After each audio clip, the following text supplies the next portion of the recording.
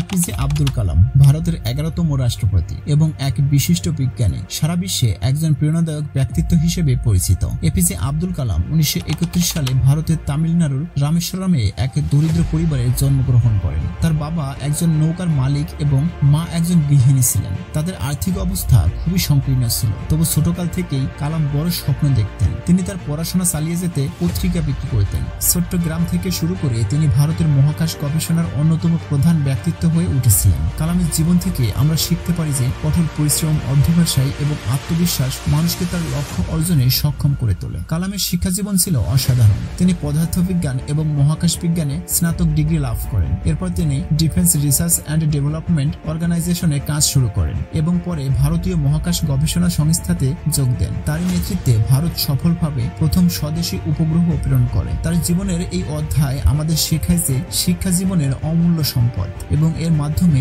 একজন ব্যক্তি যে কোনো উচ্চতায় পৌঁছাতে পারে। তিনি কখনো শেখার প্রক্রিয়ায় ক্ষান্ত হন এবং আজীবন নিজের জ্ঞানকে বিকশিত করার জন্য কাজ করে গেছেন। কালামের জীবনের সবচেয়ে বড় শিক্ষা হলো সংকল্প এবং কঠোর পরিশ্রমের মাধ্যমে সবকিছু সম্ভব করা। তিনি বারবার বলতেন, স্বপ্ন সেই নয়, স্বপ্ন হলো যা আমাদের ঘুমাতে দেয় না। কালাম জীবনে অসংখ্য বাধার সম্মুখীন হয়েছেন, কিন্তু তিনি কখনো হাল ছাড়েননি। তার সংকল্প, প্রচেষ্টা এবং কাজের প্রতি ভালোবাসা তাকে সাফল্যের চূড়ায় পৌঁছাতে সাহায্য করেছে। তিনি ছিলেন এক সত্যিকার অর্থে দেশের প্রতি নিবেদিত প্রাণ। তিনি তার জীবনকে দেশের উন্নয়নের জন্য উৎসর্গ করেছিলেন। তিনি শুধু একজন বিজ্ঞানী হিসেবে কাজ করেননি, বরং তার রাষ্ট্রপতি জীবনেও তরুণ প্রজন্মের মধ্যে দেশপ্রেমের বীজ বপন করেছিলেন। কালামের জীবনযাপন ছিল অত্যন্ত সাদামাটা। তিনি কখনো বিলাসবহুল জীবনের পিছনে ছোটেন না। তিনি তার রাষ্ট্রপতির পদে থাকাকালীন সময়েও সাদাসিধা জীবনযাপন করতেন এবং সাধারণ মানুষের মতোই আচরণ করতেন। তার এই জীবনের সরলতা আমাদের মনে করিয়ে দেয় যে একজন মানুষ তার পদ বা সম্পত্তি দিয়ে বড় নয়, বরং তার কাজ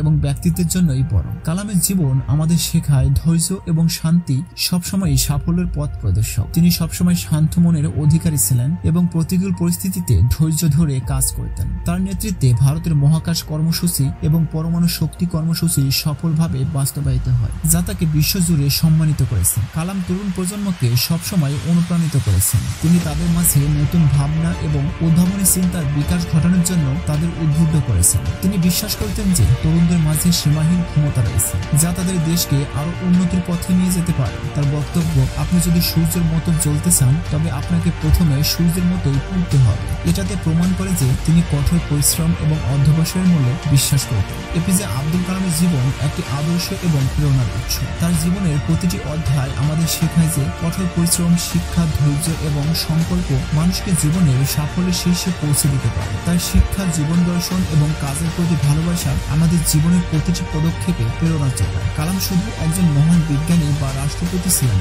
তিনি ছিলেন এক আদর্শ মানুষ, যার জীবন থেকে আমরা অনুপ্রাণিত হতে পারি এবং নিজেদের জীবনের উন্নতি সাধন করতে পারি। সর্বশেষ প্রিয় ভিউয়ার্স, ভিডিও ভালো লাগলে একটি লাইক ও শেয়ার করতে পারেন। ধন্যবাদ।